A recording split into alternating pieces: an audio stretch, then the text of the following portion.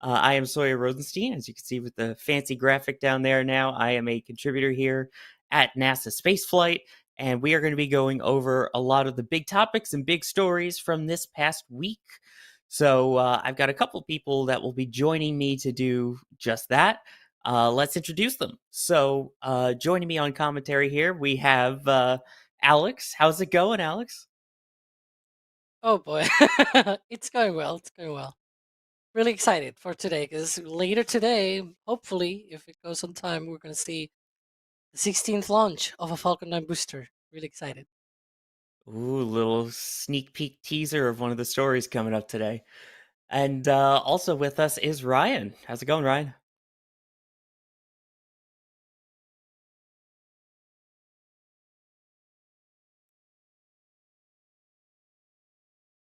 Uh, and we're having a There little we go. audio glitch. There we go. Talking Let's while go. muted. Let's get into it. Okay. Yeah.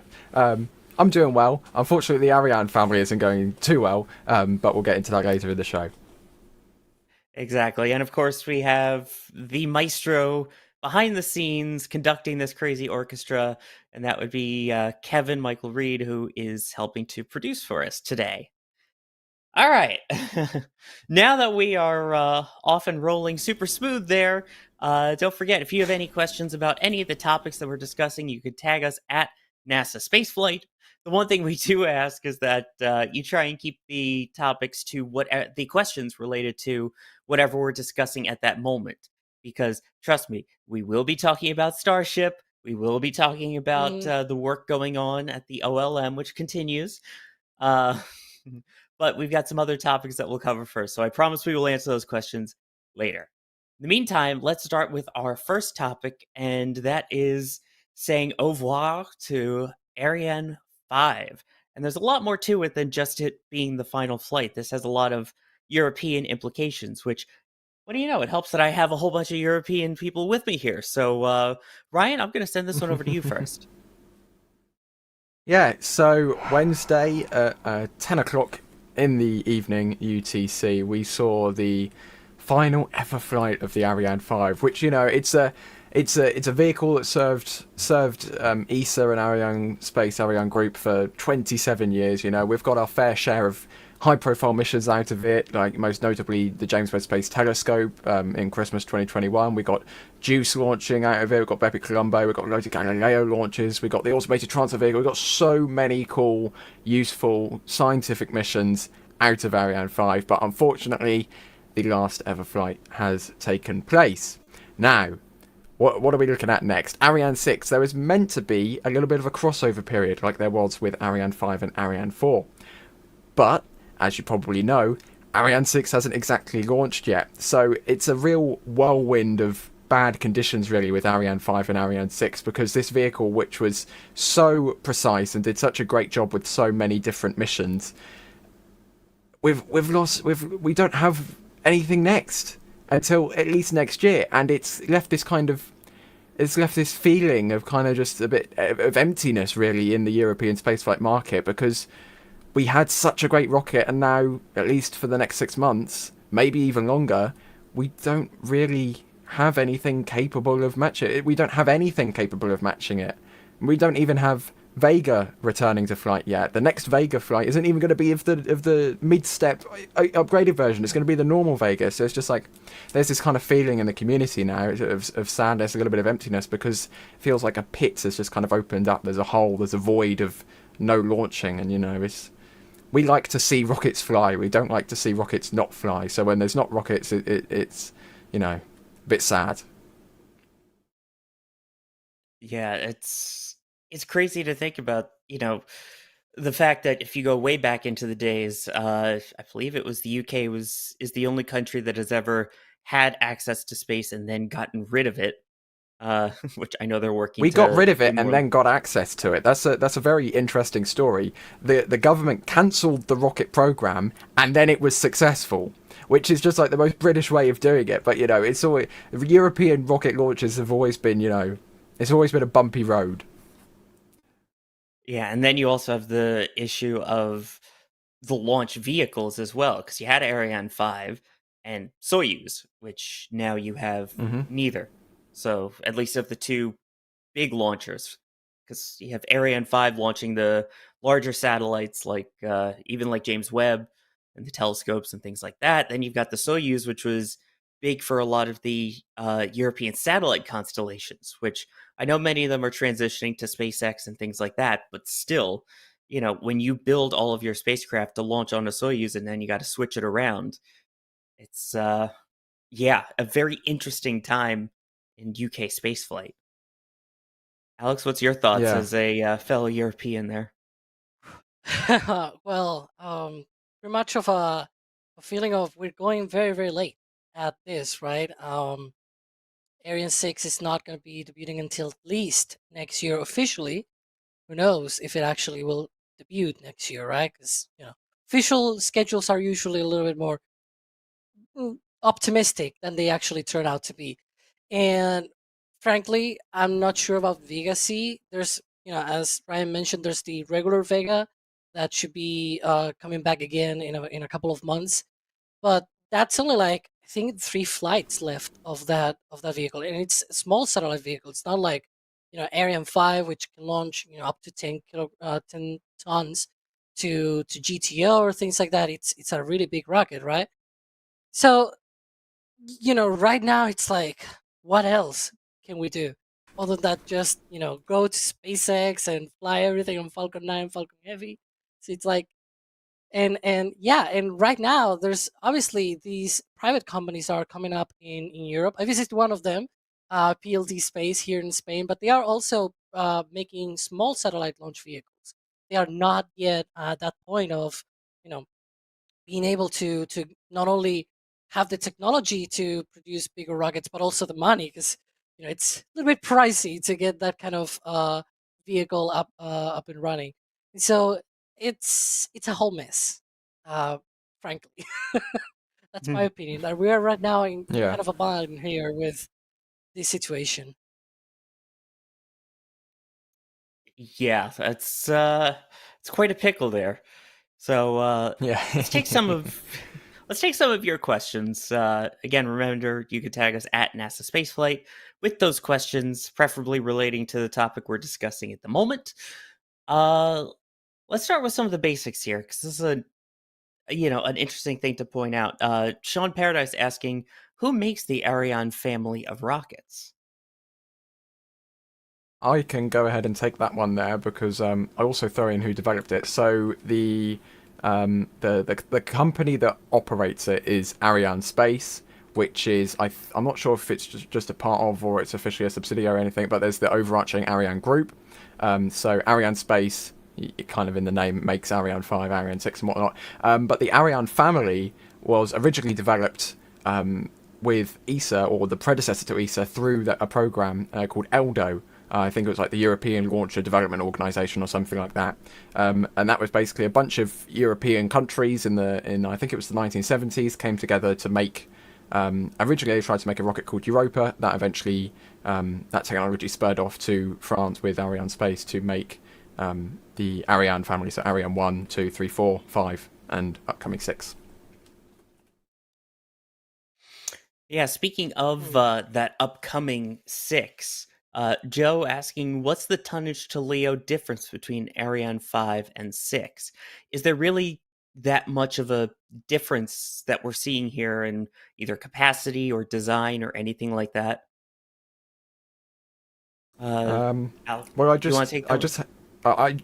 I just pulled up the numbers quickly. So the most recent version of Ariane 5, the ECA, it says here officially could do 10,865 kilos to a geostationary transfer orbit. Ariane 6 with, remember it has two variants. It'll have a variant with 2 solid rocket boosters and one with 4. The 2 solid rocket booster variant can do 10,350. The one with 4 can nearly double that to 21,650. So a big jump there for the 4 It's solid also booster variant. It's also other type of capabilities. For example, the Ariane 6, because the Ariane 5, the upper stage, the cryogenic upper stage that it has, it is not restartable. So they had previous versions of the upper stage that were hypergolic, and they were able to restart and place satellites into, for example, medium Earth orbit, like the Galileo satellite constellation. But those haven't been produced in like 5 or 6 years. And so recently, the only Ariane 5 that they were launching were the ones with the upper stage that used hydrolox. Ariane 6 is also going to be hydrolox on the upper stage, but this time it's going to be restartable. So they can be able to launch into different orbits and obviously put satellites into orbits like the medium Earth orbit, like Galileo. They can also launch directly into geostationary orbit out there, like all the way to the geo belt. And so it is very more. It's like more versatile, and you only have like two configurations: one with two solids and one with four solids. That reduces a lot of the complexity. It also shares the same manufacturing for the boosters with the Vega C rocket, so it also simplifies the. So basically, it's just a more simplified version.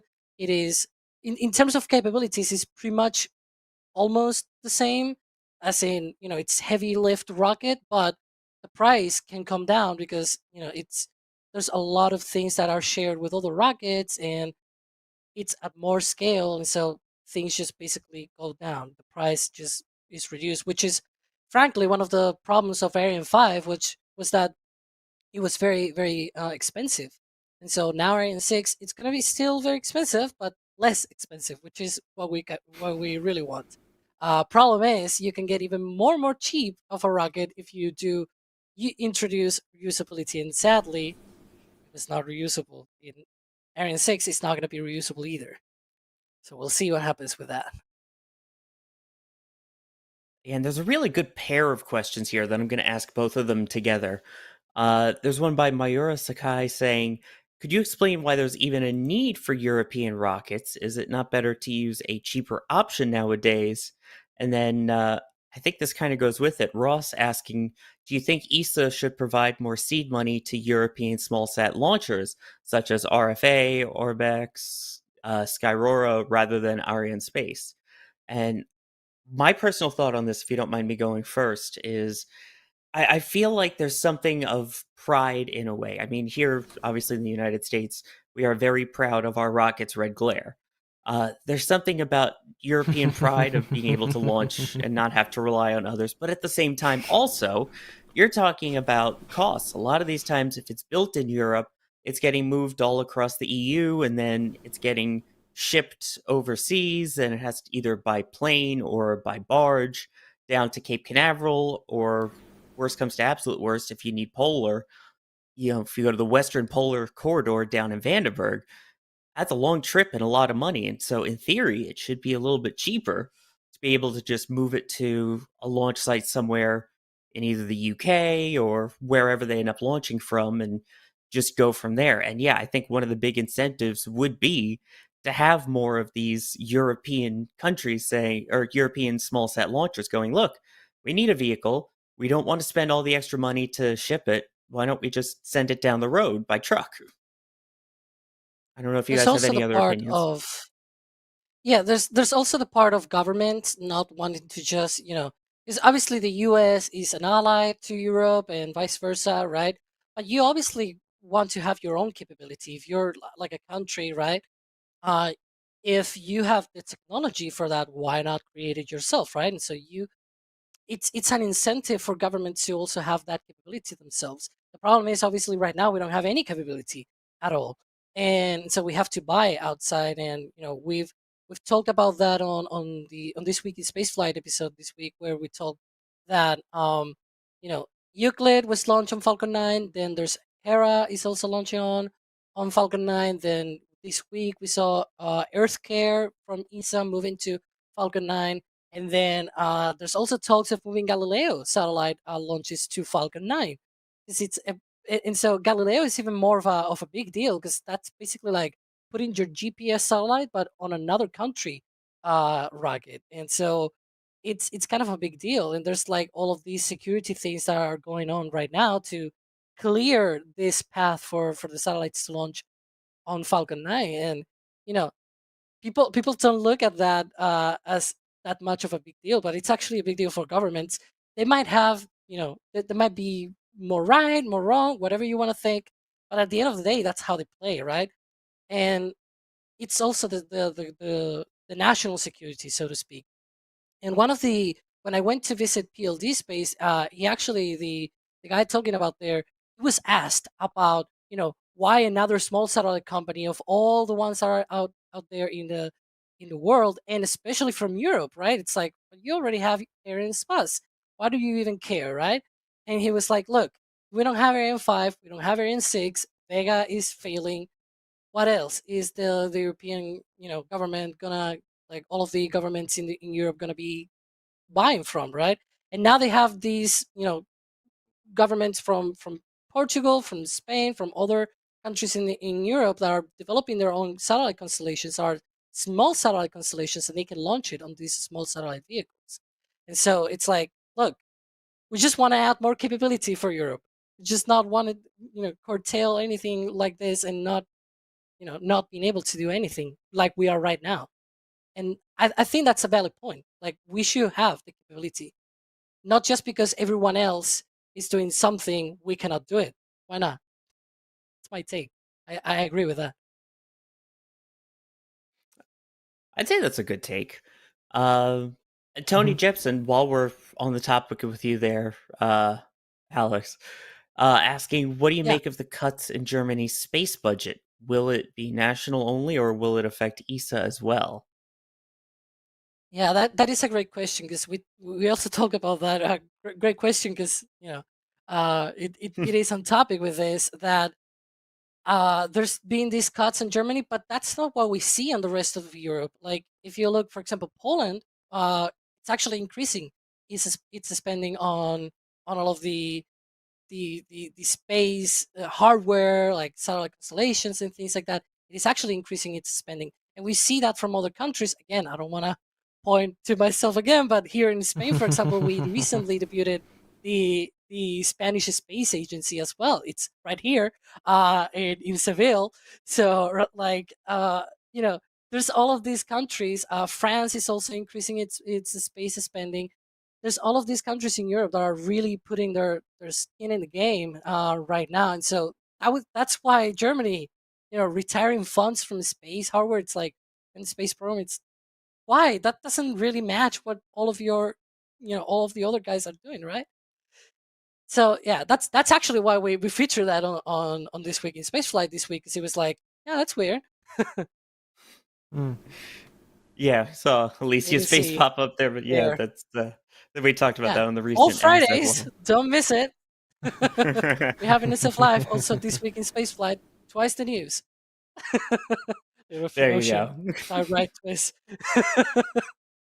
And I can already see all the sad memes and everything from Adrian in the back channel, our resident German space expert here. Hey, it's All okay, it's okay. right. We still have the private sector, RFA and ESAR. I think it's also from Germany, so it's okay. There you go. Uh, and then one more question that I've seen pop up a few times here. Uh, and I'll just hit this briefly because we're going to talk a little bit more about it later in the show. But Lupe asking, is it fair to compare to how American space nerds felt in 2011 when Shuttle wound down and the replacements were a while away? I think it's kind of similar. Again, the fact that, we've talked about, oh, there is a new vehicle in the pipeline, there is a new program in the works. I think it's a little bit different in the fact that we had the Constellation program originally with Shuttle, and then that got canceled, and then we had to start all over again, basically. So I think it's Yeah. a little bit different in that sense. Whereas Ariane 6 is like, all right, they have the Ariane 5 hardware still. They haven't canceled Ariane 6 for like a 5.5 or something. It's always been there. So it's theoretically a little quicker, but I can see the similarities, at least in the mood of people of, okay, great, we had access to space and we were about ready to have it again with a newer, better rocket, and instead we're going to be a while. So I can kind of see that. Yeah, and it's double-edged kind of sword here, because it's not only the feeling that we're in that transition era, but also that when we come back, so to speak, we're gonna be so behind because it's not reusable. It's not like all of these new things are sort of the top right now. Whereas you see, we're gonna talk about that later, but you see, for example, China with Methalux rockets and reusability and all of that. They have not done it yet, but they are developing it. They are right there, like just a few years from there, right? Whereas here, it's like, yeah, we'll do it. Well, it's like Callisto, Prometheus, and all that. Yeah, it's going on, whatever, right? It doesn't feel the same, if you know what I mean, right? Yeah.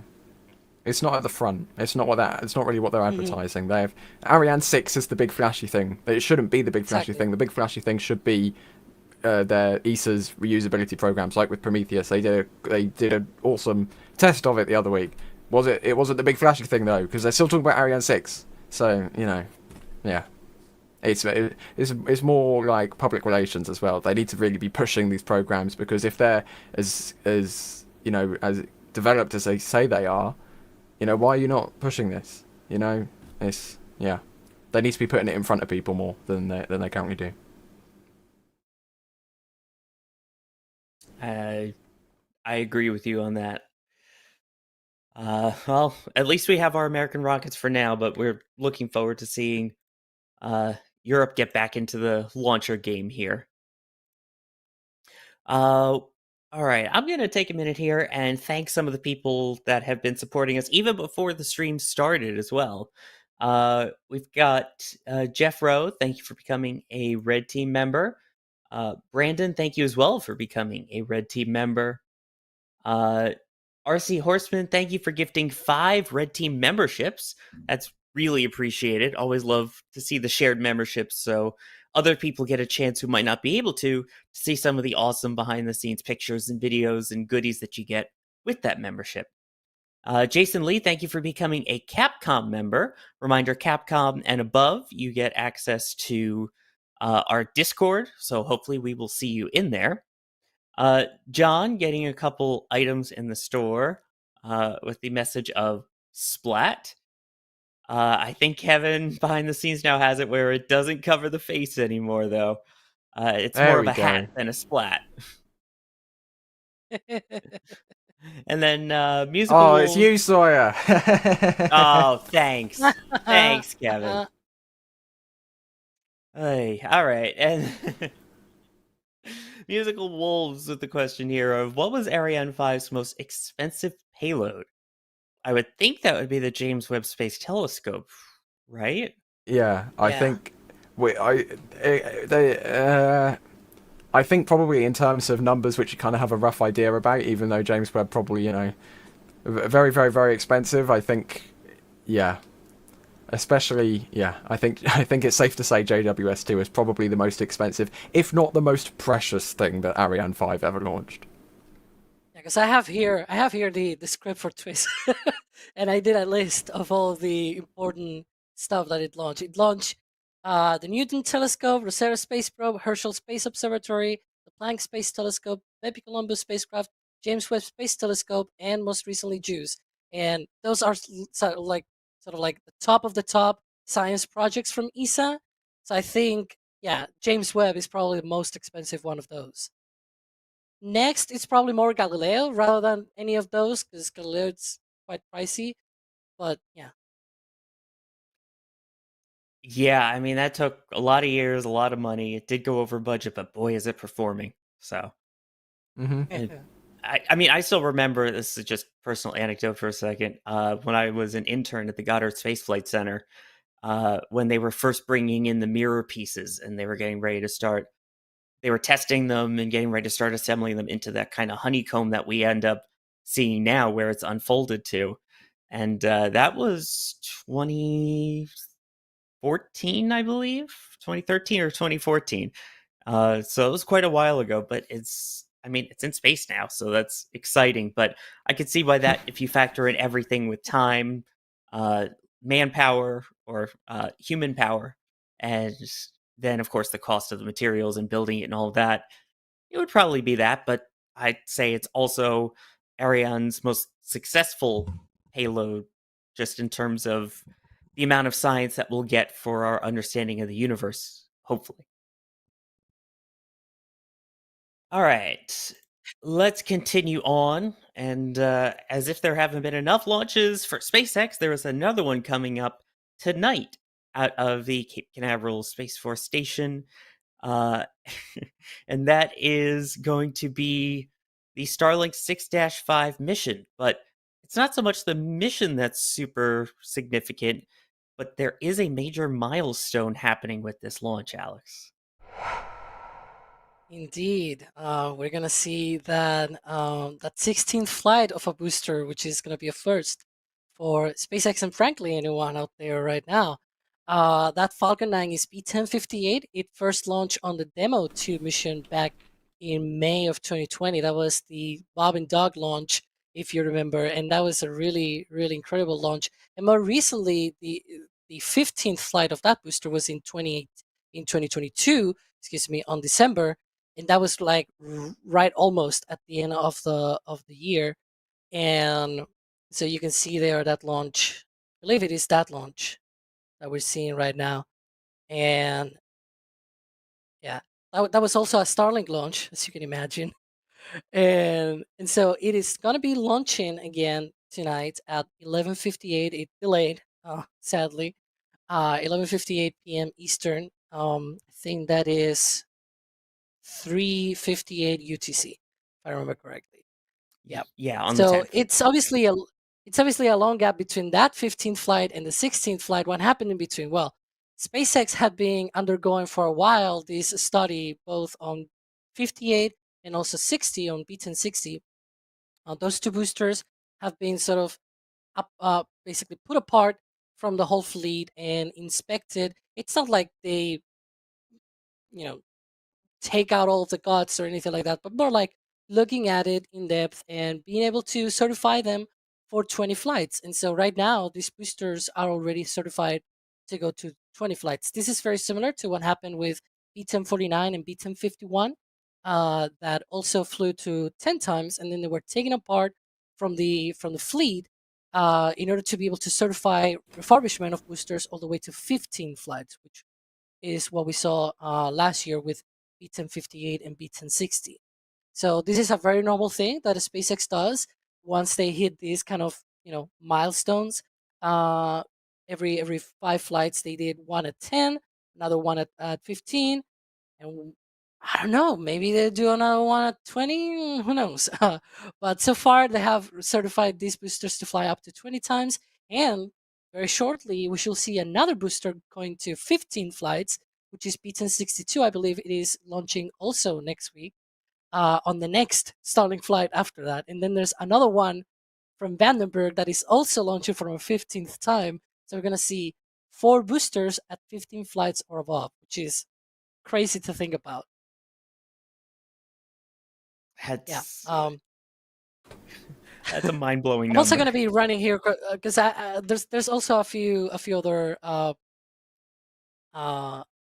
notes here as well, which are very interesting to talk. Which this launch tonight is going to be a Starlink V2 Mini launch. They're going to be carrying 22 V2 Minis. But the next one, the next Starlink launch after that, is going to be the last V1.5 satellite launch, which I hope we also cover as well because it's also from the Cape and actually from the same pad in 3 days later. So it's going to be a record turnaround if they actually achieve that. Yeah, I think I hit everything. It's the 44th launch. I think it's actually more, if I'm not mistaken, because I'm looking here at my notes and it is actually more. Yeah, it is the 46th launch for SpaceX. There you go. We're gonna have to tell Adrian because he made these notes. You're gonna have to. We also had another. Yeah. I was gonna say, you're gonna have to boost the cadence at this point if we want to get to the 100 by the end of the year. I mean, and I was just about to say it would help if maybe they also launched out of Vandenberg too. Mm-hmm. Yeah. So we had another launch as well from Vandenberg. This was the penultimate launch of V1.5 satellites that was starting 5:13, if I remember correctly. Because the next one is 5:15. Jeez, there's I don't know why they are not in sequence, but somehow they are not in sequence. So that one carried 48 V1.5 satellites. You can see there the landing as well and everything. It was a very, I don't know, but weird landing to me. It's sort of like, I don't know. Something was weird for me. I remember watching it and I was like, that was odd. But yeah, and that vehicle actually was launching for a 12th time. So it's another booster that in maybe 3 or 4 months it's also gonna be at 15 flights. So it's crazy. Um, yeah. Yeah, look, I was watching. I It have did look. another note here, but we'll talk about that later. Oh gosh. Uh, I was gonna say though, yeah, it did look like it kind of landed a little off center. I remember back in Yeah. the day when there was always like the drone deck bingo of trying to see who can get the closest to where it was actually going to land on it. I don't know if any of you guys remember that. Yeah, that didn't live too long. I remember those on No, the NSF forum. it was fun while it lasted, but yeah. Uh, I mean, again, like we were talking about, their goal is 100 launches by the end of the year still, and this is getting there. And now also the important transition that we're seeing from the V1.5s to the V2 minis. Uh, I guess the question then that I have is how long are we planning on going V2 minis? Um, and once Starship is up and running and launching regular V2s, is there still a need to launch these minis? Yeah, so I can go with that one and talk about one of the things that I'm actually writing for the next, not this is Starlink launch, but the next one, which is going to be the final launch of the 1.5s, is that in February, I think it was, SpaceX filed with the Federal Communications Commission to sort of like, hey, we have this thing going on, which is the V2 minis. What if we could put this on the Generation 1 constellation? Because there's Starlink Generation 1, Generation 2. Those are two separate constellations, but they, like, the Generation 1 has zero point 0.9, V1.0, V1.5 satellites, and then the Generation 2 has V1.5s and also V2 mini satellites. And so it's like we have these V2 minis that we only launch to Generation 2. What if we put them on Generation 1? As a replacement, because those satellites, the oldest ones, have been flying already for like 4 years, and these satellites are rated for 5 years in orbit. So these have to come down in about a year, because they were launched. The first batch was May 2019. The second batch was November 2019. So we're already getting to that point of almost 5 years in, just 1 year from now. And so it will be very good for SpaceX to be like, hey, we're bringing them down, but we're replacing them with B2 minis. And so that's one of the things that they are looking at, or it seems like they're looking at that. I'm not sure if that was approved or anything like it, but they have well over a year to be able to go through all of the paperwork. So there's time. And then after that, even when Starship launches V2 satellites, even though it can launch more, Starship itself cannot launch that many times. If you remember, currently at least, there's this limitation of up to 5 flights from Boca Chica. They also have LC-39A. They don't have a launch license from LC-39A. They don't have a launch pad, for that matter. So they obviously need all of this infrastructure. They need to ramp up all of the cadence. So even though you will see Starship, flying Starlink satellites into orbit, it's not that as soon as that happens, we're gonna instantly see Falcon 9 not launching Starlinks anymore. It's gonna be still a thing, and probably for many more years until they have ensured that they can, just drop Falcon 9 and then just launch everything on Starship regularly. Because remember, Falcon 9 might do 100 launches this year. Starship is, it's long way to that kind of cadence. So it's very valuable to keep Falcon 9 still. We don't want to repeat, if you remember what we talked about, the European market. you don't want to retire one rocket and then be left without any capability at all. So it's very good to have that overlap. I agree. Uh, we're learning now finally from our mistakes of past there. And really quickly, while we're talking about the penultimate of the 1.5s and the start of the V2 minis, Dylan T asking, what's the difference between the 1.5s and the 2s? Ryan, do you want to try and take that one? Well, I think the main difference is that the V2 minis are smaller versions of the V2s, which were designed for a completely different vehicle. They were designed to fly on Starship, but SpaceX needed the V2s in space, but Starship wasn't ready. So they're essentially meant to be bigger satellites that are capable of high speeds, but because Starship wasn't ready, they had to make a smaller version of the V2, the V2 Mini, that would fit inside the fairing of a Falcon 9. So it's essentially the most basic level. It's meant to be a bigger satellite capable of more data throughput, but it's kind of a similar size, but they can fit less in the fairing. But it's sort of because they both have to fit on Falcon 9. They're of similar sizes, physically 1.5 and V2 Mini. V2 is much bigger though. Yeah, and again, the big thing with these and with most of the new Starlink constellations is, as you mentioned, that high throughput of data. A lot of it using the laser communication, so it's satellite to satellite, bouncing all through the constellation until it can get to the nearest ground receiver, basically, to get it to the customer. Which I know, as we've seen, even from Ryan, works pretty well over here. Because Ryan, you Well, are it works on okay. Starlink right now, right?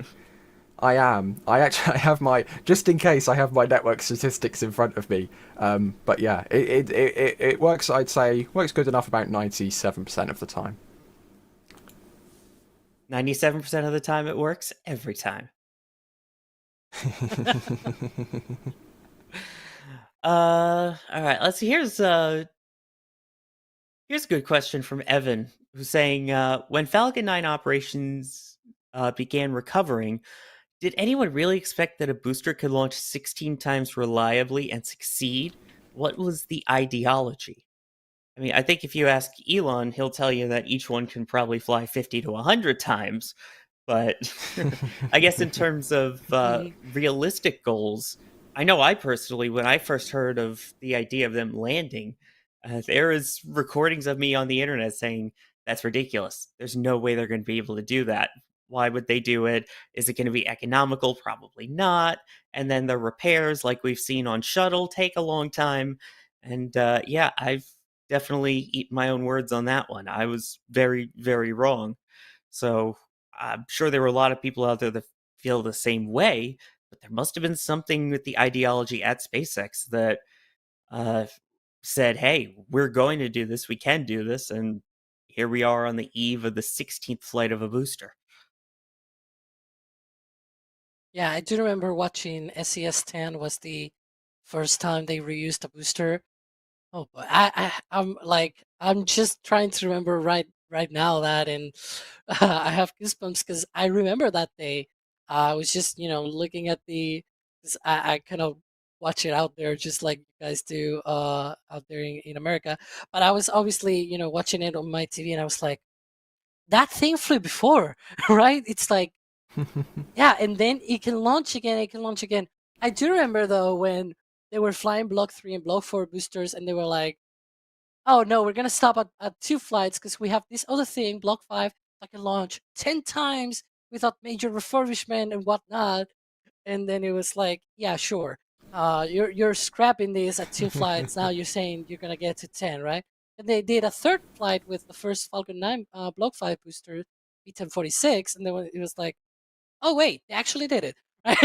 So it was a little bit of a like cautiously optimistic, so to speak. Like, yeah, okay, whatever you say, but Hmm. I'm gonna see it, I'm gonna watch it, I'm gonna following you, right, and keep on top of everything because I really found Yeah. out that it was really neat. I remember back to 2018. and 3 flights was a big deal when it was like the first third flight of a booster, and now 16 flights is a big deal. I mean, it's 5 years, but the magnitude of the change between the third flight, oh my god, it's so black and sooty, how can that thing still fly? And now we're going to have a 16th reflight. You know, it's just it really is a testament to the people who believed in that dream and have made that dream a reality, because it's brought the cost down so much. And you know, SpaceX really, Falcon 9 has become the market leader because they believed in the dream and they've made the dream a reality. I mean, yeah, it's just incredible to think about. I don't know if you guys remember the first time they flew a booster and they did not paint it. I think that was the fifth reflight or something. And that was Series 13, B1035, which is now at Houston, by the way. And so that one was like, oh my gosh, they were returning to flight from Slick 40 after the boom from Amos 6.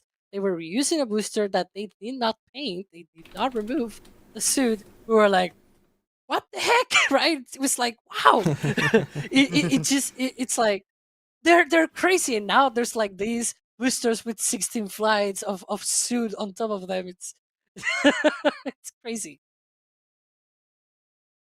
Yeah.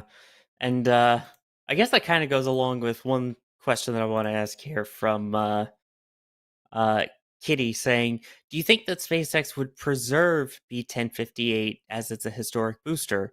And when is it time to retire it? Because you've got the first ever landing, that one's in Hawthorne. You've got the first ever drone ship landing, that one's now at the Gateway exhibit at Kennedy Space Center. The one you were talking about down in Houston. So, do you think there's a spot somewhere for 1058 after they retire it? There's Ryan, a what do you common think? denominator. Oh, I Oh, was go gonna ahead. say just one thing. There's a common denominator of all of those boosters. They are not Block 5 boosters. Go, Ryan. Yeah, I mean, I agree with what you said. Block 5 is designed to be the vehicle that they can just keep pushing and pushing, and in vehicles, Block 5 boosters that they don't want anymore, they throw them in the Atlantic Ocean, you know?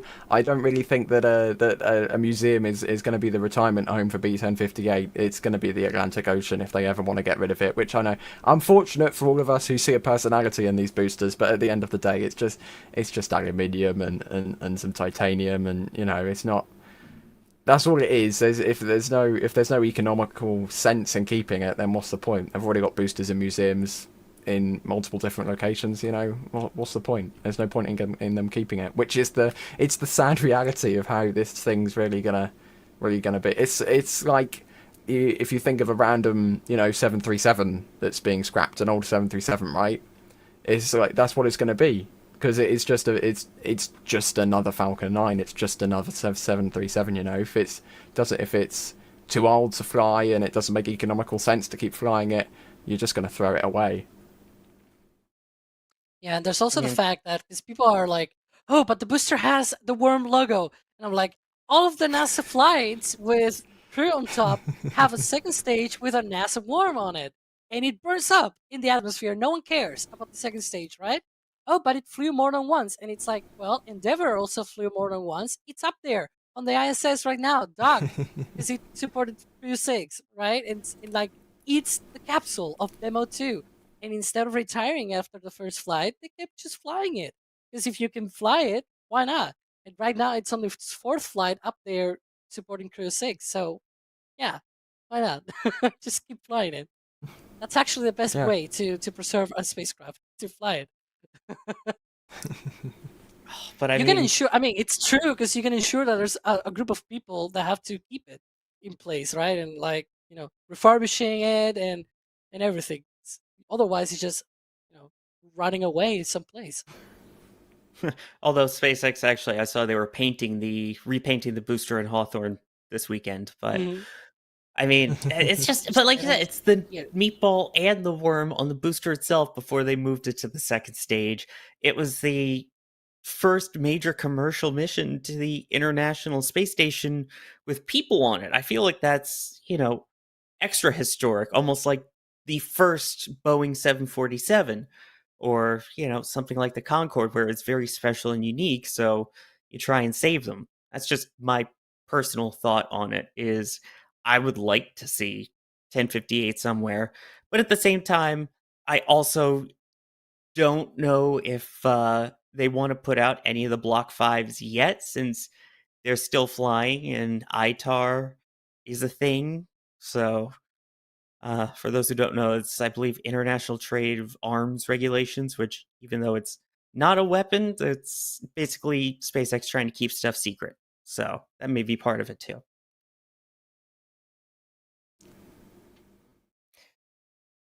Okay, while we're talking about all of the awesomeness with Falcon 9, I don't know about you, but I think Falcon 9 is so cool that I like repping, shirts and gear and stuff about the Falcon 9, which you can get at shop.nasaspaceflight.com. That includes our launch, entry, and landing section of merch, which, as we were talking about how interesting that landing looked, in case you weren't aware, now you can know for how many engines and which engines in particular are ignited for the launch portion, the entry portion, and the landing portion. I guess that's how it gets its name, huh? You can get it on shirts, sweatshirts, and mugs at shop.nasaspaceflight.com. And we have a brand new metal print. I was so happy I got my first ever remote shot of the engines, and then I saw Max's photo. Max at the last launch of Euclid took this beauty of a shot. I mean, it literally, when I jaw dropped to the ground when I saw that shot. Unbelievable. And again, that is now available as a metal print, along with other rocket photos that we have there from Starship and all these other vehicles too. But that shot was beautiful. And again, that's at shop.nasaspaceflight.com. Definitely worth checking that out. Mhm. Okay, and then really quickly want to hit a few super chats here. Jeff, thank you for gifting a Red Team membership. Uh, and then Cole coming in with the merch purchases. So I'm ducking out of the way, saying you guys are amazing. Thanks for everything. We appreciate the kind words and appreciate your support with getting the stuff from the shop. And then we've got uh, Nerd with the super chat here saying, why can't a rocket be in a talent show? They would get stage fright. Ha! I That's like just that one. awful. Right, that's why I like it. Yeah. Oh, God. And then an actual serious question here. Musical Wolves asking, how often do the engines get replaced? Do we actually know that, or is that something they kind of keep secret? We don't really know. We suspect that sometimes they have to replace things on the engines, and then the engines themselves can actually fly again. Uh, we suspect as well that sometimes when they do a static fire on a booster, because now static firing Falcon 9s is really rare for a flight, and so when they actually do it, it's like they've done something on this booster, or else it's like some kind of very important mission or something. But otherwise, it's like, yeah, must be something going on. All right. Yeah. So now we are going to pivot, or I guess in this case, gimbal a little bit to our next topic. Good one. Oh, but wait. I know we've got Starship coming up. I know everyone's looking forward to that. I promise we will get to that very soon. And in fact, Starship does kind of play a little bit into this next one, which is, I would say, the Great Methane Race, but it's not about me. It's about the rockets. So it's a methane race. Sorry. There's my pun token. Obviously we've had a lot of vehicles in the race, but it looks like China may end up taking the crown. So we have the Zuka 2 set to fly no earlier than Wednesday of this coming week. So it's about 3 days from now. If they successfully make it into orbit, they would win. They would be the first rocket, the first nation to successfully enter orbit using a Methalox rocket. Because obviously, we've had other contenders. You've got Vulcan, which was scheduled to fly sooner or maybe later in the year, but then there was the issue with the Centaur upper stage, so that's gotten pushed back. Starship, to be determined on when that will happen. Again, we've got the test flights, but haven't actually said whether that's going into orbit yet. But I think you've got Vulcan there, as you can see, as the big contender, especially after that first stage flight readiness firing. And then you've got other companies like Firefly, which we haven't heard too much of since their last flight, but they made it past Max Q in their first attempt at a launch, which was absolutely amazing too. So I mean, it's relativity. a relativity, excuse me. Yeah. Brain. Yeah, you know what I meant. Terran R. Or no, just Terran 1. Boy, I should think. Regardless, what do you guys think? What do you think are the odds on Zuka 2? And who do you think will be first? Let's start with you, Ryan. I'll All throw right. in. I'll throw in that before I joined NSF, right? I think it must have been like a previous NSF live or something like that. I put in chat, Zuki 2 will take the title. Mark my words. I can't be bothered to go back and try and find that comment, but I think my words are gonna come true. Ironically, Centaur 5 is Hydrolox, not Methalox. So it's not even the methane part of Vulcan that does it, that is pushing this flight back. But Vulcan was the kind of the trusty contender with a little bit of a heritage there in ULA. Starship, the SpaceX's method. I can't even speak. SpaceX's methodology is push it, push it, push it, see if it works. Work it out in the real world. Don't work it out on paper beforehand to a degree. So it's like you don't really know. Zuka 2 though, it looks as if they've sorted out their issues. They've taken their time. They've done their homework. And it looks like this, even though it's a smaller vehicle, it looks like it's going to take the title as the first Methalox vehicle into orbit, which is for people who have been watching this story develop for a long time. It's not surprising at all. But those who are newer to it, maybe like, well, this has just come out of nowhere when it really hasn't. Yeah, I mean, it's like you said, it may be more towards the small sat launcher side, whereas something like Starship is obviously going to be for larger payloads, and even something like Vulcan.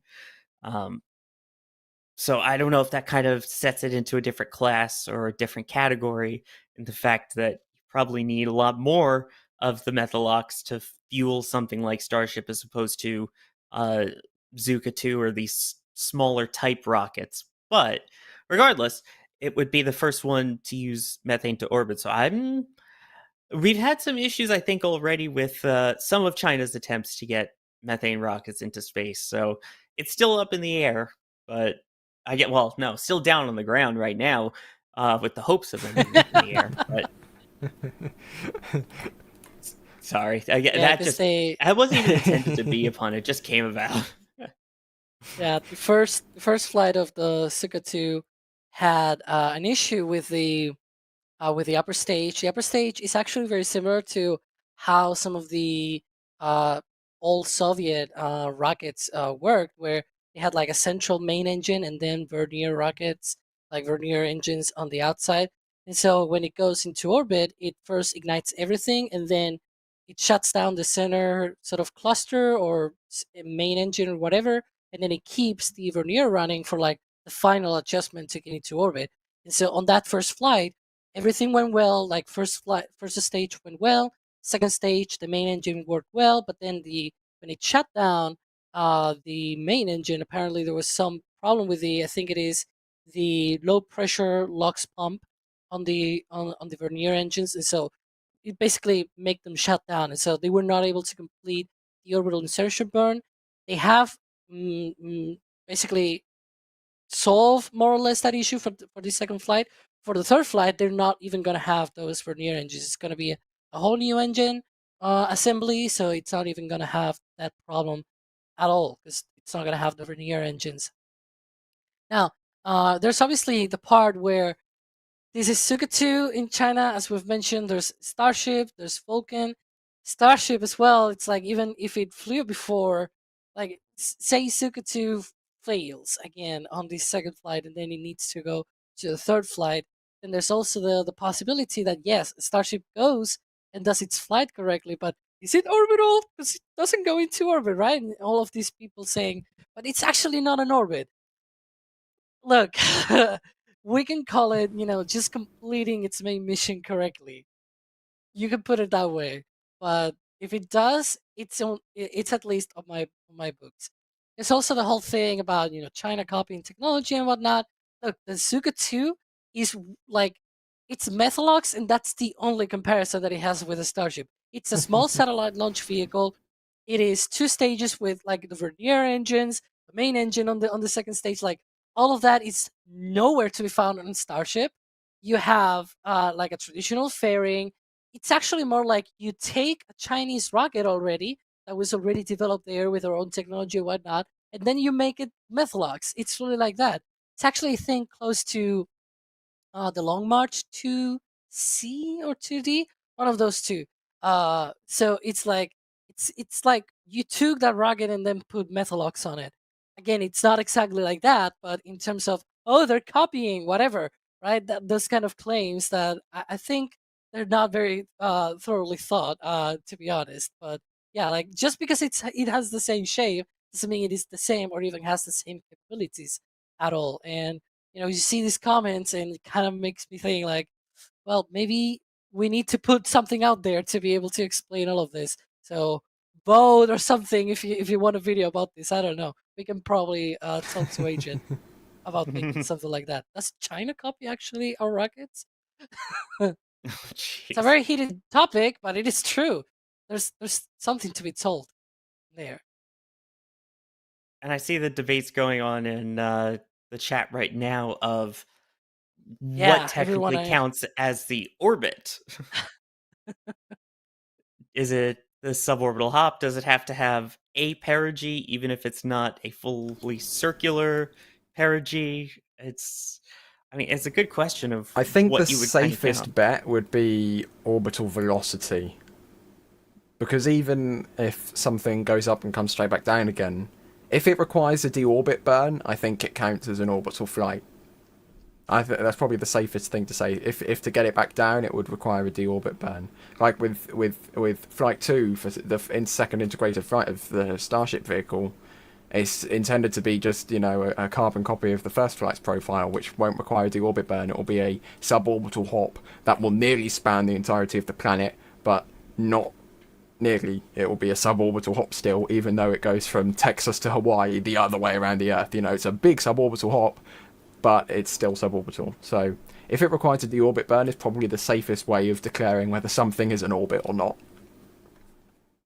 I have a counter to that. Ooh. Oh, here we go. Physics man has physicsness.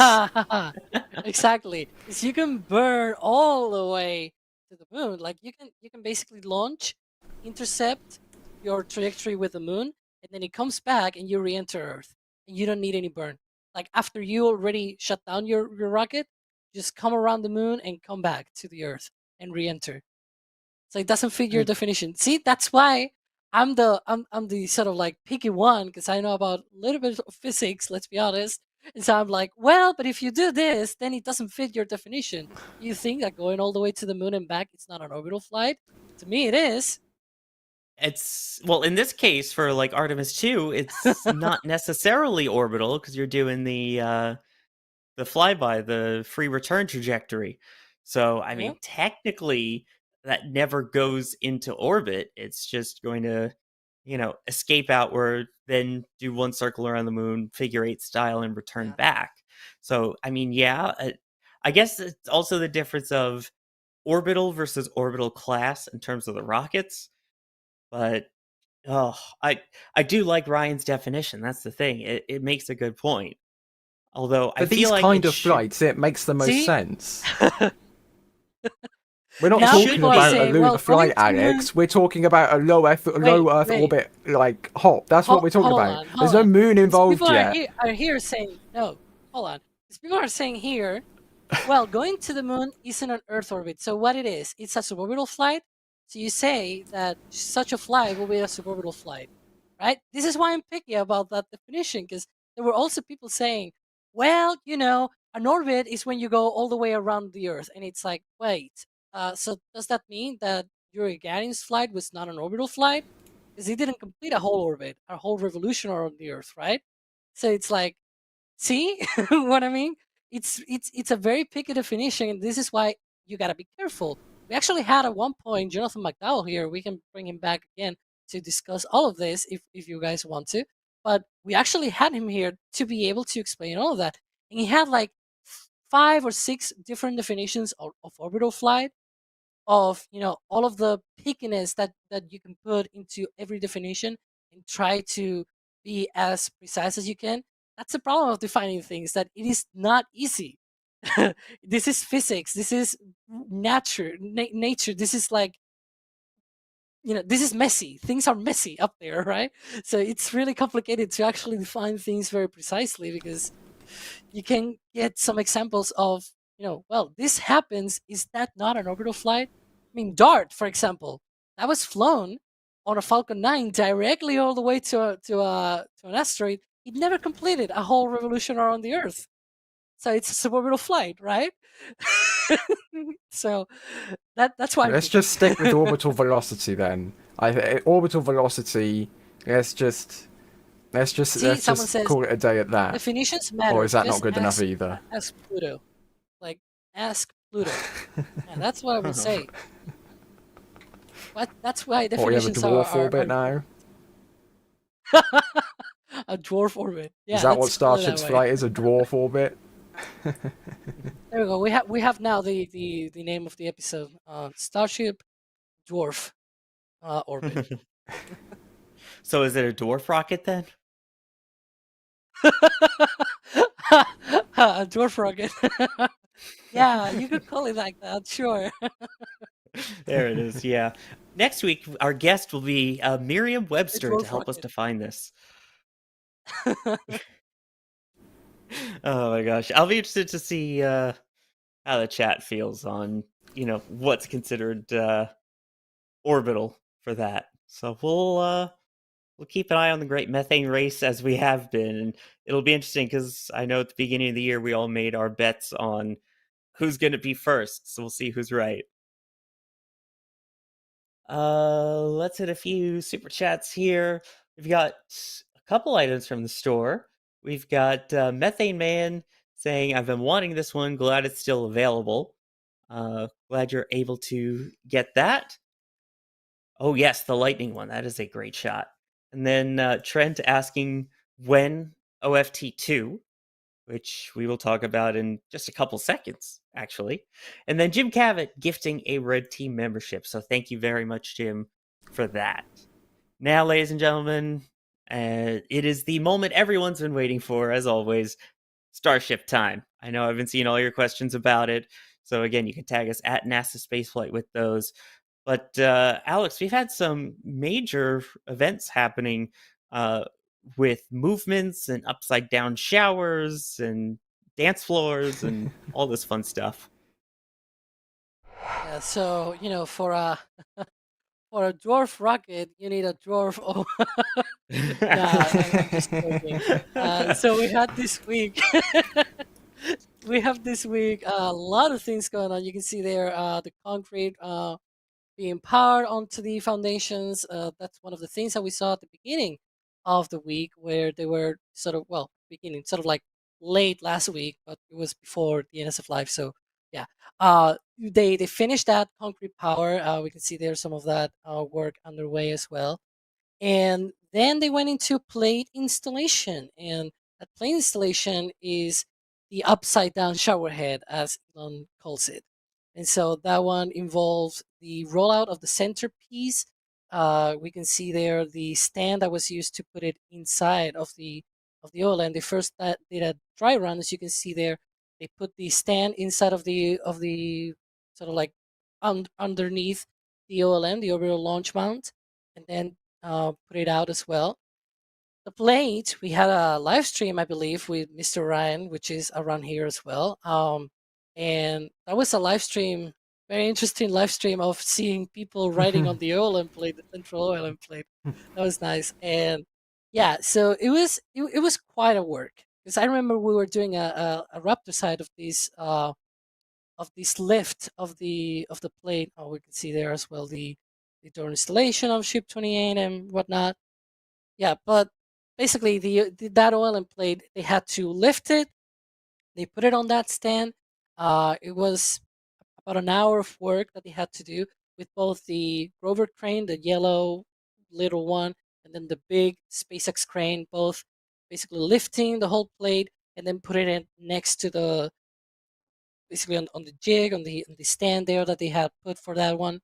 And that was so that it can fit inside of the OLED, because you cannot put, like, that plate is so big, you cannot put it from above, and if you want to put it from the side with the cranes, you cannot really, like, the cranes have these wires on top, you cannot really put it through. So you have to place it on that stand that we can see there, and then roll the stand behind, like below the OLM, and then the cranes just do their job there as well, installing it. It also took a few tries to install it. They took it out, they put down the plate, and then it was going up and down a few times as well. It was quite funny.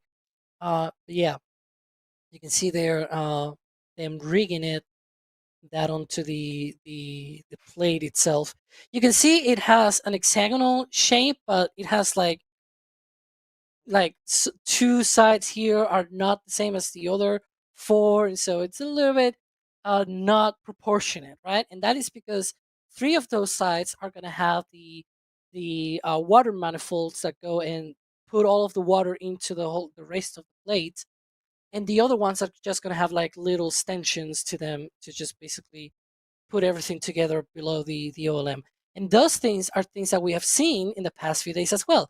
They have not wasted any time. You know, there was all of these kind of um, war and expertise going around saying that the concrete needs 6 months to cure, or whatever, like some very crazy number of weeks or months or something. uh, but you know, within 2 or 3 days of that power of concrete, they just put that plate in, and then afterwards they have been putting the three manifolds. They have put that in the past 2 days. They also have put, I think, today, one of the little plates that go on the other sides that do not have the manifolds for the water. They have also installed the sort of Y. It's like 1, 2, and then it goes in two directions. It's a Y kind of shape that it has the pipe. And so those are for two of the manifolds. I think it's for the little and the medium one, or the other way around, either one of those. And so then there's the other one, the last manifold that they put. It's like big. I think it's somewhere around 50s. Like it's something very very large that they have for basically all of the water that it's going to go running inside it. and and so that is pretty much what has happened so far with the OLM. There's been many other things as well. We've seen the dense floor going out there underneath. So once they put the plate, they roll the sort of platform that they use to work on the OLM deck. They raised it, they put it out there, and I think I've covered pretty much everything. Oh, haha! Booster 10 was also moved to Massey as well. I think I put everything here. You can see there that rollout of Booster 10. Um, Pretty much, you know, preparing for cryo testing at Massey's. This was the first time a booster rolled out to Massey's. We've seen ship 28, not ship 28, excuse me, ship 25. Oh, geez, moving to Massey for cryo testing, but it was also previously tested as well at the launch site. Booster 9 was the last booster to be cryo tested. That was done at the orbital launch site, not on the OLM itself, but on a pad that was sort of like, you know, to the side. And then right there, you can see Booster 10 is out there at Massey. I think that is a live view right now of Yes. Massey, of Yeah. where it is. So we're expecting it to be cryo tested really, really soon. And once it is cryo tested, the next step is installing engines and then static fire. But before that, Booster 9 needs to fly. So, well, you know, one step at a time. Yeah, that is a good point. Is we still have Booster 9 and Ship 25 to go. So, 25. along those lines, let's take some questions about that. We'll start with one here from SpaceX asking, "What's next for Ship 25? Is it going to remain at the suborbital pad, or will it need to return to the production site for final pre-launch work? Do we know what's going to Well, happen with it in the interim?" pr- probably gonna be worked on for a little bit. I've seen some of the lifts for the Raptor. So basically, there's like a platform that goes underneath of the ship and then goes up and sort of like they can uninstall the Raptor, install new Raptors as well. Not sure if they've actually removed any Raptors. I haven't seen any Raptor being removed. We'll see if that actually happens or not. But it's not uncommon that once they do a static fire, if they see something weird with with an engine, they either remove it and put a new one, or they remove it. They brought it to to the production site or something, and then they work on it or whatnot. But right now, all that we can think of is that they're just preparing it for flight, as you can imagine, right? Not only they have done the static fire test, but they also might want to do some other kind of testing. Who knows, right? Whatever they may need in order to be able to fly, that's something that we're definitely looking to see, whatever they're going to be doing with that. And we're also going to cover it as well. Oh, of course we'll be covering it, that's for sure. And we also have the 24/7 live cameras over at Starbase Live. hmm Um, Here's a good one from Everyday Space Nerd. Ryan, I'm going to throw this one to you. They asked, "Do you think they would be able to do a full thrust 33 engine static fire with the new Deluge plates?" That's a very interesting question because if you think about it, the point from ignition to launch for any flight of the booster will technically be a quick little static fire, and the plate will be at the receiving end of that. So I think that it might be possible. Whether they'll actually do it is another question, because what we saw with booster, what was it, booster 7, was a 33 engine static fire, but about a 50% thrustish. At least that's what Elon said on Twitter. How accurate that is, that's up to SpaceX. But it was probably about 50% thrust. So yeah, probably possible, but they may test it on the day again with the flight. Just light them all up, let it launch, and call it a day there, and then see how the pad is after the fact, kind of like what they did with Flight 1, but hopefully less concrete tornadoes now that they have this plate in place. Yeah, the only thing that should be deluging is the water, not the concrete. Yeah. Uh, Here's a question from Endeavor X. I do like that. Um, saying, "Now that the plate has been installed, what other significant milestones must be completed at the OLM before we could see a booster static fire?" Because obviously they're still working out on the OLM right now, but Alex, what still needs to be done? Well, you can see, I'm just gonna take advantage of this because we see there on this video that they replaced the quick disconnect on the QD arm. So basically, that is the umbilical that supports the power and basically provides all of the propellant and fluids to the ship as it is stacked on the vehicle. So I assume on that side of things, they might try to test some of it. Right now, they've only installed it, but I don't see, I don't remember them having done anything like any testing at all. They might want to test it. It's not really that big of a difference, though. It doesn't seem like they have changed it much. It's just basically a little bit higher. That's it. Other than that, it's not a lot, but they might want to test it as well. But obviously, the big ticket item right now is yes, those plates are down, but now they have to be put together. Because right now, I believe they're only the manifolds and the little plates are being just put there, and now you have to weld it everything together. You have to connect everything and make sure that it is actually all you know watertight and whatnot. And then once everything comes together, you have to test it. That's gonna be a sight to see. I'm not sure if they're gonna be doing the final. You can imagine that obviously this is gonna be all then put nice together, like the pipes being covered, the manifolds also being covered and whatnot. And I'm not sure what's gonna be first. If they're gonna be covering everything and then do a test of the system, or like wait until they have tested the system and make sure that water can flow and everything, and can be the whole upside down shower head kind of thing, or if they're gonna be wrapping up all of the work on the ground and then do the test. But we'll see.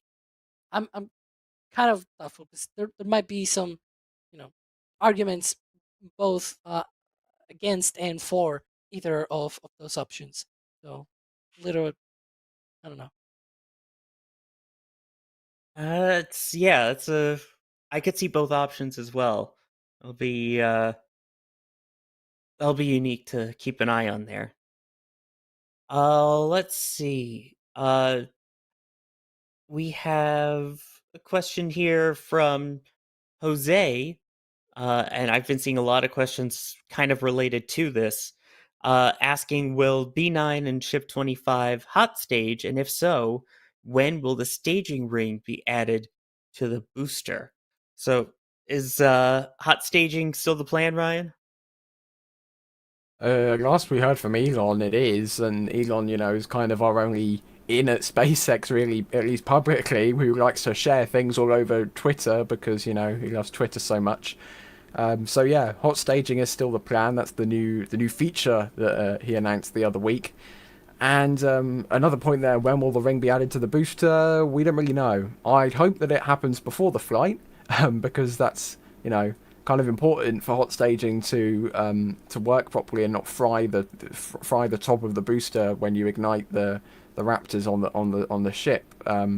So I expect some time between now and before the flight.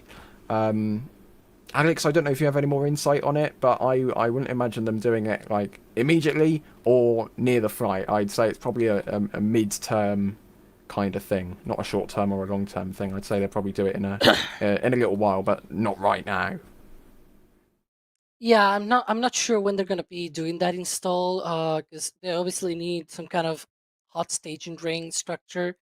There were some theories going out around the places and everything, and it's like, well, it might not be actually the hardware that was seen out there that might actually be related with that. Might be something else different. And and so right now we haven't seen anything for Booster 9, but if they're wrapping up the work on the plate at the OLM, they might want to roll out Booster 9 really soon and probably launch it really soon after the testing. So I'm thinking they might actually install it right away before rollout. Problem is we haven't seen that structure, and we're definitely sure that this is the case because I've seen people say, "Well, Elon didn't really exactly say it's going to be Booster 9, but he said the next flight is going to be the one that's going to have hot staging, and we already know that the next flight is going to feature Booster 9." And sure, you could argue that, well, he said next flight and they might have changed the booster, but the fact is that they have already built booster 9, booster 10, booster 11, booster 12, and they already, I think I've seen already pictures of booster 13 parts already staged up there. So they already have up to booster 13, and none of them have any sort of signs on their sort of tops that they have any sort of hot staging infrastructure. And he explicitly said that they're going to be modifying the vehicles to support hot staging. So that only tells me that it's going to be booster 9 because it's the one that is farther ahead with engine installation. It's already done cryo, whatnot, what we just talked about. And so it's pretty much sure that that's going to be. The only problem is, again, we haven't seen it, that kind of installation. So we'll see what happens. But I'm hopeful that it's going to be soon. Let's just cross our fingers. Yeah, soon TM. Yeah. All right. Let's see. We got two of these questions are kind of related, so I'm gonna ask them both simultaneously here. you've got Everyday Space Dirt asking, do you think the Deluge system will survive the second flight? And Max B asking, how will they keep debris out of the showerhead? Are any pop-up nozzles there, anything like that, etc.?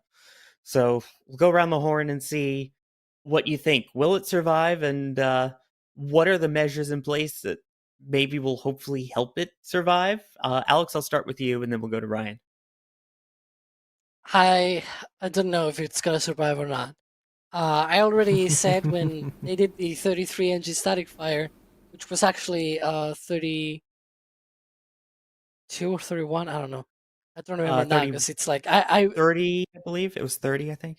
31. 30 watts the flight, right? I always Correct. get it mixed now with the flight. Yeah. So yeah, Either way. the static fire went very well. It was a 50% thrust, so I was like, well, it's not gonna be that different, right? From just a little bit of scorching and then full thrust, it's not gonna be that much. But then the full thrust happened, and then they did the whole. And so I was wrong there. uh, I don't know. I wouldn't be able to bet right now. I hope it is good though. I really hope so. And then as the other one, I really don't know as well. I joked the other day that I will put interns, chewing gum and plugging the holes with a gum. 'Cause it's like little tiny holes that you can just plug with gum. Uh, so I don't know, but maybe a tarp will just suffice. Why not? Good work, Gumshoes. Uh, Ryan, what do you think? I hope it'll survive. I think that they have done a little bit more due diligence now that they've seen, oh, maybe concrete isn't as strong as we thought it was.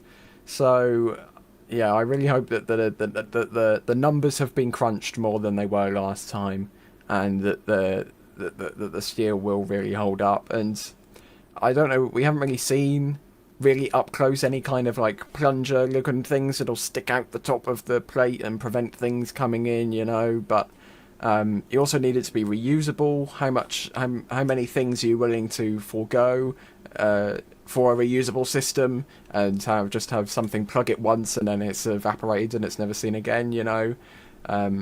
This There needs to be a long-term solution for this Deluge system to work, for it to be a rapidly reusable pad with a rapidly reusable vehicle. So I don't know what that solution is. I hope they have a solution, or they're just going to hope that no foreign object debris manages to make its way inside of the plate and the rest of the Deluge system.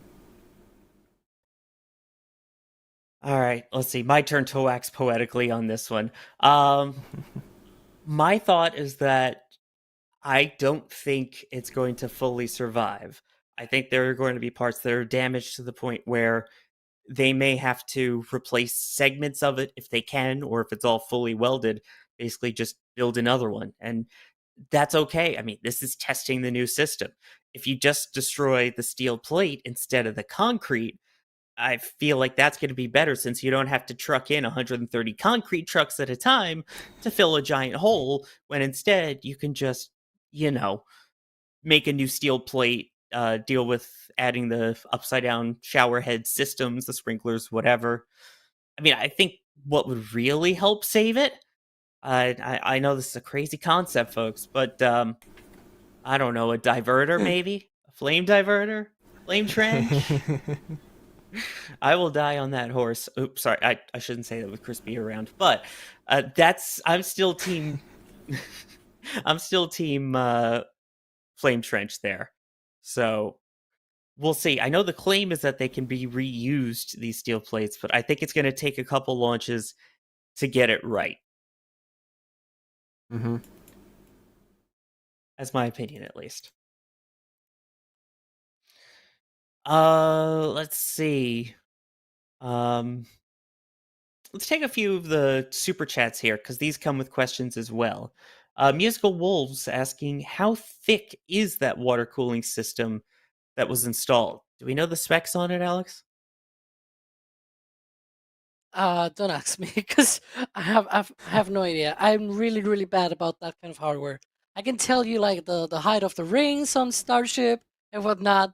That kind of hardware, not really too much into it because I'll I say already that live in a when we saw house the of people that sitting on build. top of it, it That was looked about twice the height of the average human head, based on people yeah, sitting on it. So, make it's of that thick. what you will. It's not like that thick. It's probably like, there you go, probably about that thick. There. So it's like half Orion. Half Orion. It's half Yes, the Orion. official measuring units of NSF. I don't know how many bananas that is, unfortunately. Oh, all right. Someone's getting their daily dose of potassium when we start measuring.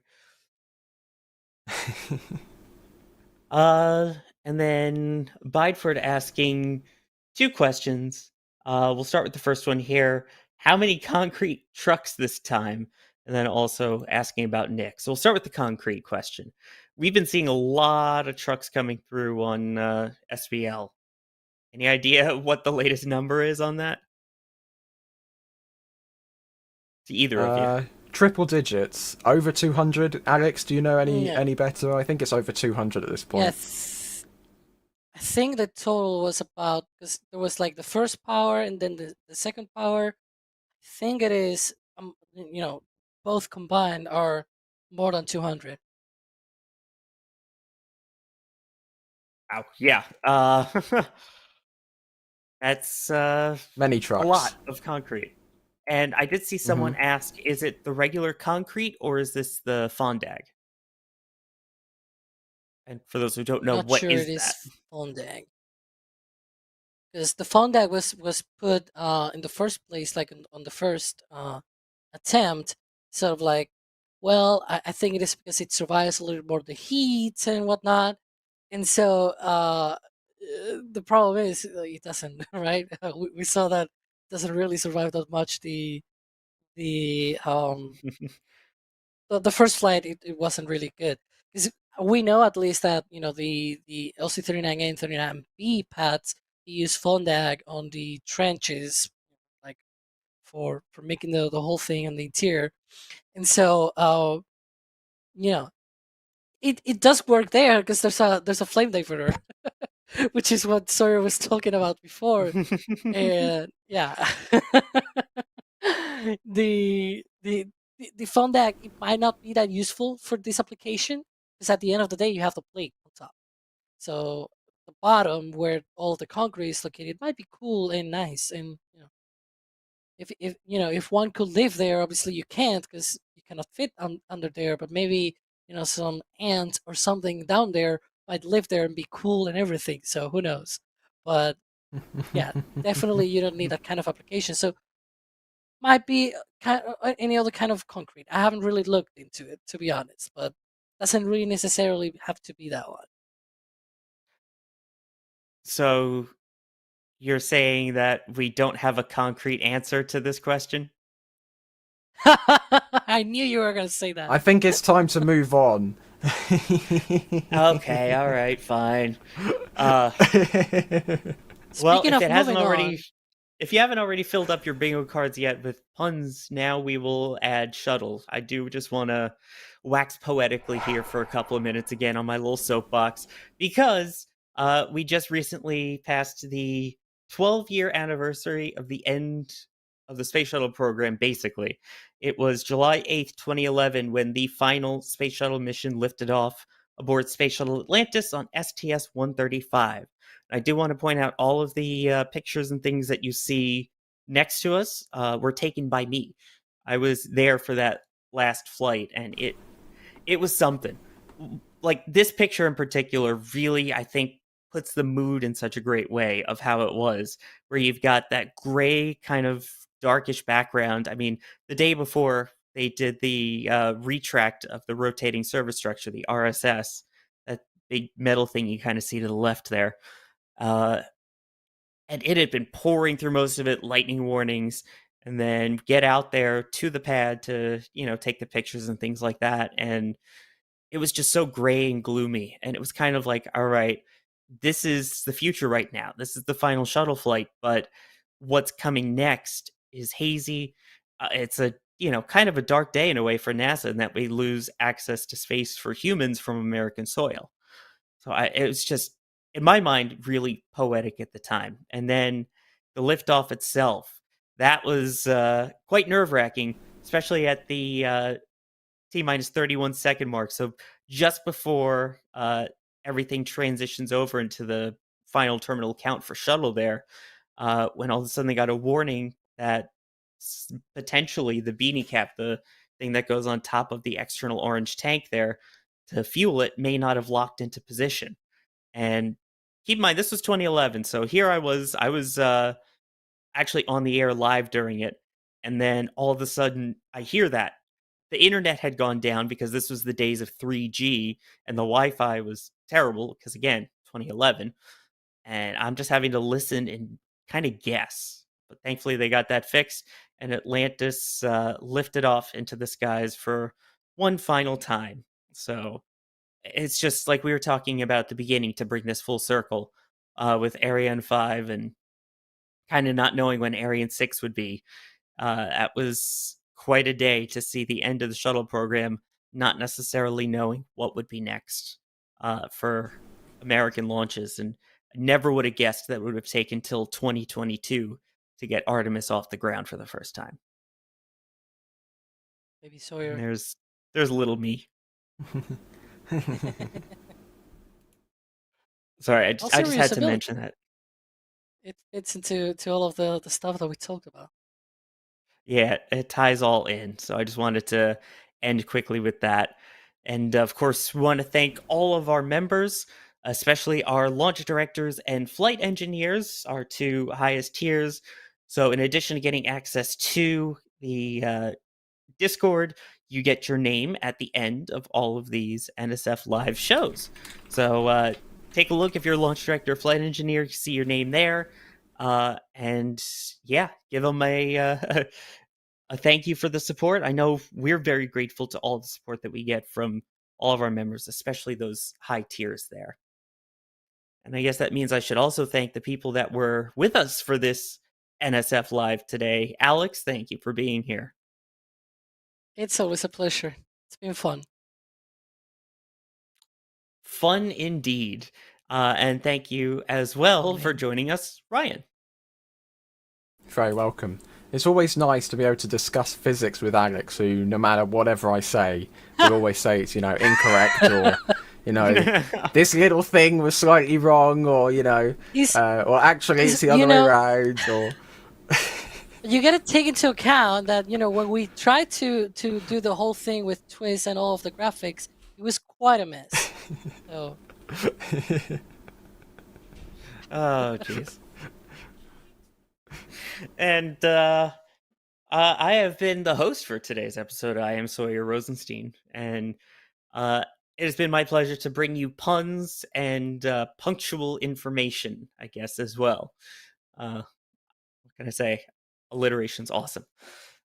On that note, thank you everyone for watching. Of course, we will be back with another NSF Live soon, and keep an eye out on the channel for some awesome videos, including the newest Starbase update, which will be coming out tomorrow. Until then, thanks for watching, guys, and later, nerds. And here we go.